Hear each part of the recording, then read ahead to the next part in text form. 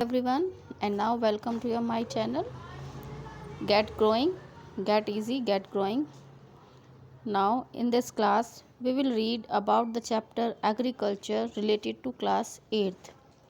आज हम इस क्लास में chapter agriculture farming and it's type class 8 से रिलेटेड टॉपिक है, इसके बारे में पढ़ेंगे।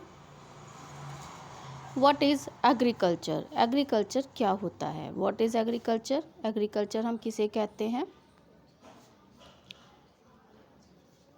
Agriculture is the cultivation of animals, plants and fungi for food. Agriculture यानी खेती के अंतर्गत, कृषि के अंतर्गत उन सब उत्पादों को इंक्लूड किया जाता है जो रिलेटेड होते हैं एनिमल्स से, प्लांट से एंड फंगी से, फॉर फूड, फूड के लिए, फाइबर के लिए, बायोफ्यूल ईंधन,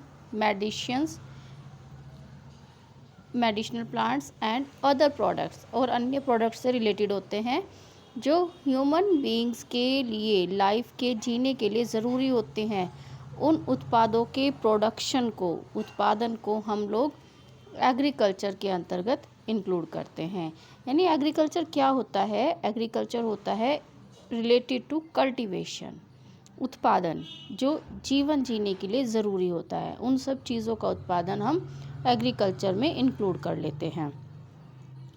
फैक्टर्स, कौन कौन से फैक्टर्स होते हैं जो एग्रीकल्चरल एक्टिविटीज़ को इफ़ेक्ट करते हैं? अब हम जानेंगे उन फैक्टर्स के बारे में। देयर आर नेचुरल फैक्टर्स, प्राकृतिक फैक्टर्स। प्राकृतिक फैक्टर्स में हम इंक्लूड करते हैं रिलीफ यानी सुविधाएं, वाटर, सॉइल एंड क्लाइमेट।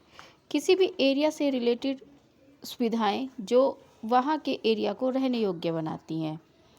वहाँ पर मौजूद पानी की व्यवस्था, वहाँ की मिट्टी कितनी उपजाऊ है, कैसी कल्टीवेशन वहाँ पर हो सकती है, ये सब एलिमेंट्स जो होते हैं प्रभाव डालते हैं एग्रीकल्चर पर।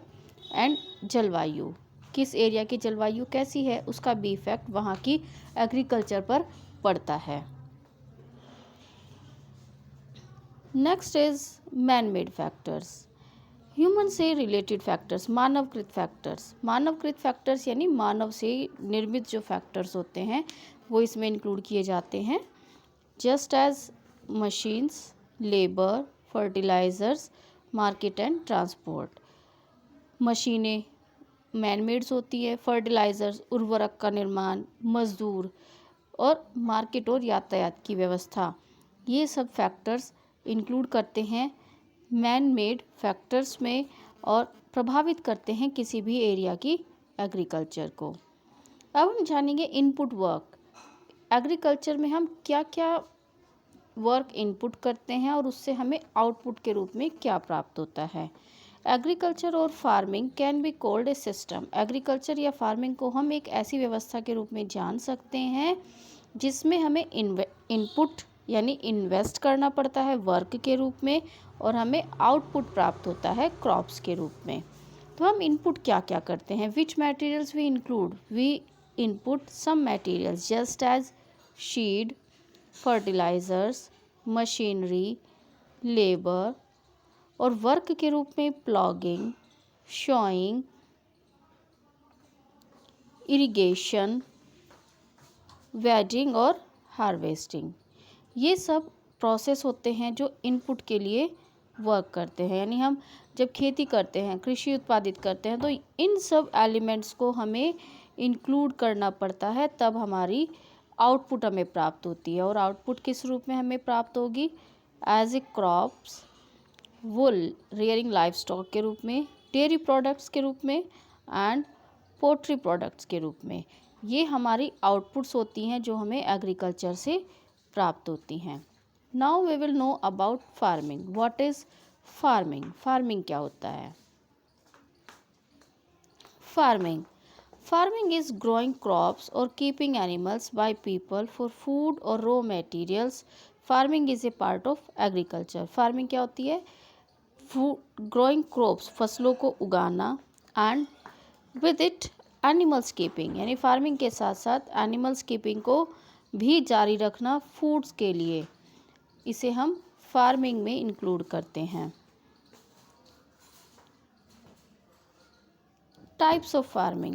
अब टाइप्स ऑफ फार्मिंग क्या होती हैं? मेनली 2 टाइप्स की फार्मिंग होती है, सस्टेनेबल एंड कमर्शियल। सस्टेनेबल व्यापक फार्मिंग एंड कमर्शियल व्यापारिक फार्मिंग। 2 तरह की फार्मिंग्स हम इंक्लूड करते हैं mainly. Farming is A practice in various ways across the world. जो फार्मिंग का प्रोसेस होता है पूरे वर्ल्ड में प्रैक्टिस किया जाता है, इसको यूज़ किया जाता है। एंड ये किस किन एलिमेंट्स पर डिपेंड करता है? Depends on geographical condition, demands of produce, labour, level of technology. In elements पर डिपेंड करता है कि किस एरिया में किस तरह की फार्मिंग होगी। वहाँ की जियोग्राफिकल कंडीशन जैसी होगी वहाँ पर उसी तरह का उत्पादन होगा। जैसे अगर डेजर्ट एरिया है तो डेजर्ट एरिया से रिलेटेड प्रोडक्शन उत्पादित होंगे। किस तरह के प्रोड्यूस, किस तरह के मटेरियल्स की डिमांड वहाँ पर सबसे ज़्यादा है, उसी मटेरियल का उत्पादन किसी भी एरिया को प्रभावित करता है। लेबर की मौजूदगी किस मात्रा में है एंड टेक्नोलॉजी का डेवलपमेंट किस आधार पर हो चुका है, ये सब एलिमेंट्स डिफाइन करते हैं कि एग्रीकल्चर किस तरह की किस एरिया में पाई जाएगी। And these are 2 types, subsistence farming and commercial farming. यहाँ पर एक फ्लो चार्ट दिखाया गया है जो फार्मिंग के टाइप्स को बताता है। First is subsistence farming and then commercial farming. Subsistence farming में 2 टाइप्स को इंक्लूड किया जाता है, intensive farming and primitive farming. And then primitive farming is divided into 2 parts, shifting cultivation and nomadic herding. And then commercial farming में हम 3 types को include करते हैं, commercial grain, mix farming and plantation agriculture.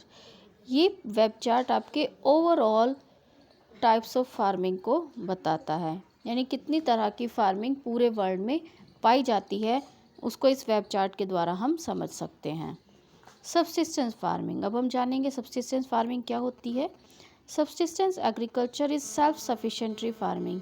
Subsistence agriculture स्वयं की ज़रूरतों को sufficient करने के लिए यूज़ की जाने वाले मेथड को हम सबसिस्टेंस एग्रीकल्चर कहते हैं। And in it farmers focus on growing enough food. जो इसमें फार्मर्स का टारगेट होता है वो ज़्यादा से ज़्यादा उत्पादन करना टू फीड, अपनी भोजन संबंधी ज़रूरतों के लिए होता है और अपनी फैमिलीज़ की ज़रूरतों से रिलेटेड होता है। The output is mostly for local requirements. और इसमें जो आउटपुट प्राप्त होता है उसका जो टारगेट होता है मोस्टली लोकल रिक्वायरमेंट से रिलेटेड होता है, विद लिटिल और नो सरप्लस फॉर ट्रेड। यानी बहुत कम व्यापारिक उद्देश्य से इसमें जो उत्पादन होता है उसमें बहुत कम मात्रा पाई जाती है। Subsistence farming can be further classified as intensive farming and जो सबसिस्टेंस फार्मिंग होती है उसको भी 2 टाइप्स में हम डिवाइड करते हैं। हमने अभी वेब चार्ट में जाना था, intensive farming and primitive farming. अब हम जानेंगे इंटेंसिव फार्मिंग और प्रिमिटिव फार्मिंग में क्या डिफरेंसेस होते हैं। यहाँ पर एक पिक्चर दिखाई गई है जो आपको सबसिस्टेंस फार्मिंग, जो फार्मर्स होते हैं जिनमें सबसिस्टेंस फार्मिंग की जाती है, उस इमेज को यहाँ पर शो किया गया है।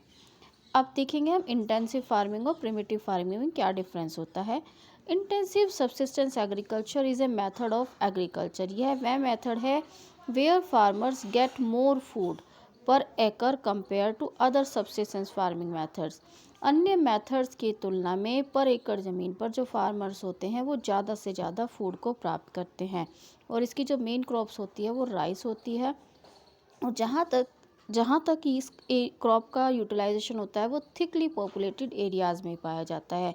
Most of monsoon region of south, जो मानसून रीजन्स होते हैं साउथ के, south east and east Asia, यहाँ पर इस खेती को यूज़ किया जाता है। And then primitive farming, in this farming the members of family और a small community cultivate food crops.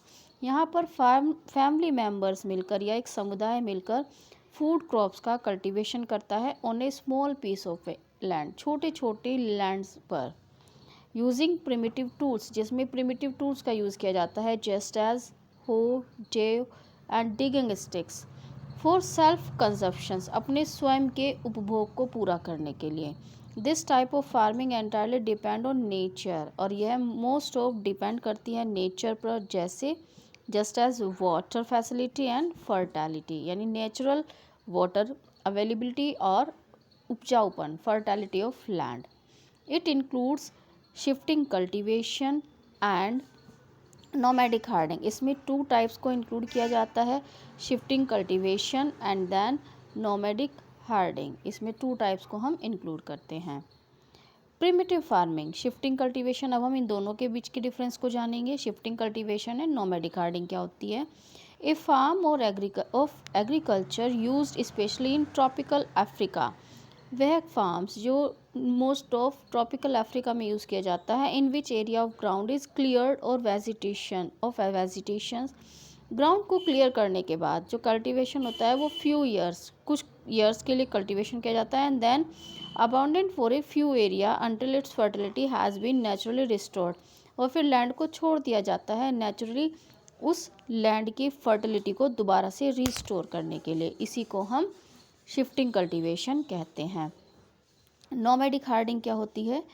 In nomadic herding pastoralism is practiced that entails moving from one place to another। नोमाड्स जो होते हैं वो practice करते हैं animals rearing को और एक प्लेस से दूसरे स्थान पर in search of pastures. Pastoralists sell their animals to get products. Pastures यानी चरागाह की तलाश में वो एक स्थान से दूसरे स्थान पर मूव करते रहते हैं। And they don't produce and they also depend on the animals for food.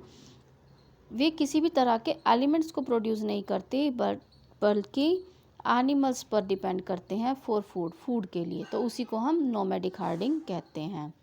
यहाँ पर पिक्चर में शिफ्टिंग कल्टीवेशंस दिखाया गया है, किस तरह से शिफ्टिंग कल्टीवेशन किया जाता है। एक बार एक फसल लेने के बाद आफ्टर 3 और 4 ईयर्स उस लैंड को फिर 3 और 4 ईयर्स के बाद यूज़ किया जाता है। Just as clearing number 3 number की फसल, क्लियरिंग 2 नंबर की फसल, इस तरह से एक लैंड को गैप के बाद यूज़ किया जाता है क्रॉपिंग के लिए। नोमैडिक हार्डर्स विद देयर एनिमल्स, यहाँ पिक्चर में नोमैडिक हार्डर्स दिखाए गए हैं जो एनिमल्स को लेकर मूव करते हैं एक स्थान से दूसरे स्थान पर। देन कमर्शियल फार्मिंग होती है व्यापारिक खेती। In commercial farming crops are grown and animals are reared for sale in market. जो फसलें होती हैं वो मार्केट में सेल करने के लिए प्रोड्यूस की जाती हैं और एनिमल्स रियरिंग भी उसमें यूज़ की जाती है। जो इसमें कल्टीवेशन एरिया होता है और कैपिटल ऑफ अमाउंट का यूज़ होता है वो बहुत अधिक मात्रा में किया जाता है, और जितना भी वर्क होता है most of work done by machine की सहायता से किया जाता है। कमर्शियल फार्मिंग में इंक्लूड किए जाते हैं commercial grain farming, mixed farming and plantation agriculture. यहाँ पर फील्ड दिखाया गया है जहाँ पर बड़े स्केल पर बड़े बड़े खेतों में मशीनों की सहायता से उत्पादन हो रहा है, यानी यहाँ पर लार्ज स्केल पर कृषि का उत्पादन किया जाता है in commercial farming. Commercial grain farming क्या होती है। In commercial grain farming crops are grown for commercial purpose. जब व्यापारिक उद्देश्यों को पूरा करने के लिए खेती की जाती है उसी को हम कमर्शियल ग्रेन फार्मिंग कहते हैं। और मोस्ट ऑफ जो क्रॉप्स यहाँ पर यूटिलाइज की जाती हैं वो होती हैं व्हीट एंड मेज। यहाँ पर 2 टाइप्स के ग्रेन्स ज़्यादातर ग्रोन किए जाते हैं। Mixed farming, when on a farm, जब एक खेत पर क्रॉप्स प्रोडक्शन के साथ साथ अन्य उत्पाद भी यूज़ किए जाते हैं, जैसे अन्य फार्म्स भी चलाए जाते हैं जैसे पोल्ट्री फार्म, डेयरी फार्मिंग और बी कीपिंग। इस तरह के वर्क को यूटिलाइज़ किया जाता है सेम फार्म लैंड पर, उसको हम मिक्स्ड फार्मिंग कहते हैं। It is the dominant system, यह जो सिस्टम है मोस्ट ऑफ यूरोप में पाया जाता है और भारत में भी इसका यूटिलाइजेशन अब किया जाता है।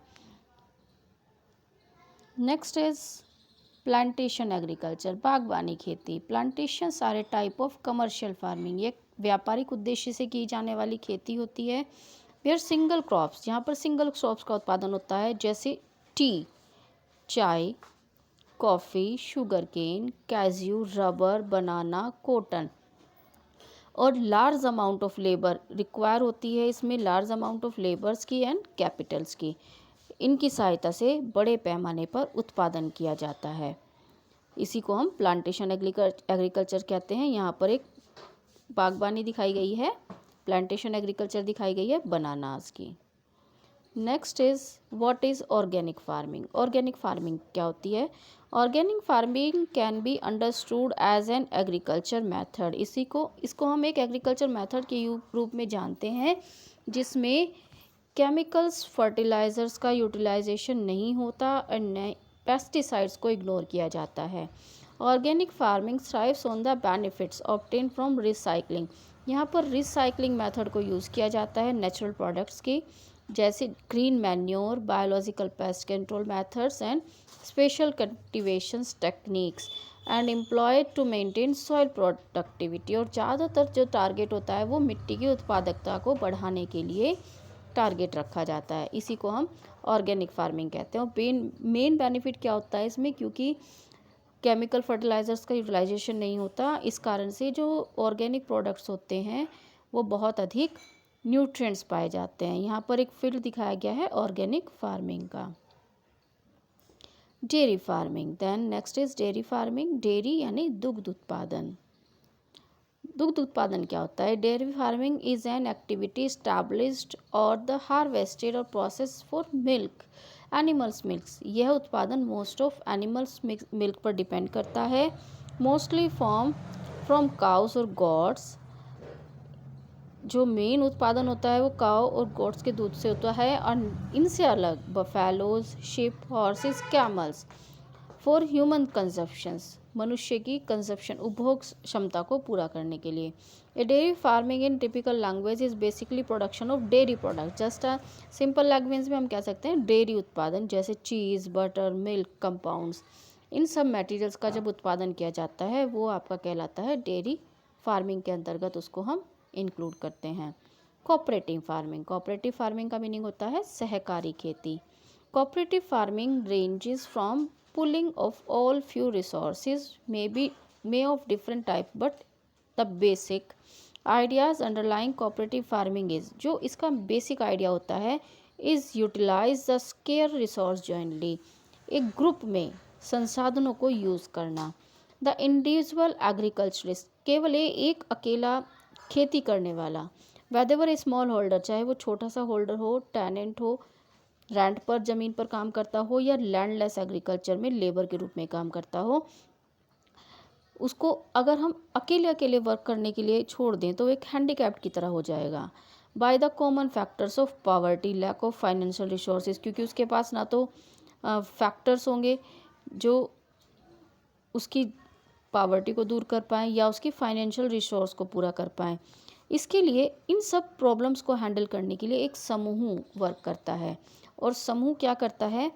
जो फार्मर्स होते हैं वो खेती काम करते हैं फील्ड्स पर, और जो समूह होते हैं वो उनकी अन्य प्रॉब्लम्स का समाधान करने के लिए उनको रिसोर्स उपलब्ध कराते हैं, जैसे फर्टिलाइजर्स, सीड्स, मनी, टेक्निक्स, इन सब को सहयोग के द्वारा उन तक पहुंचाते हैं। इस तरह से एक ग्रुप में सहयोग के रूप में खेती को यूटिलाइज किया जाता है। इसी को हम सहकारी खेती या कोऑपरेटिव फार्मिंग कहते हैं। So students, if you like this video, please comment on it and please like and share it to others, and we will discuss next topic in our next video also. Thank you.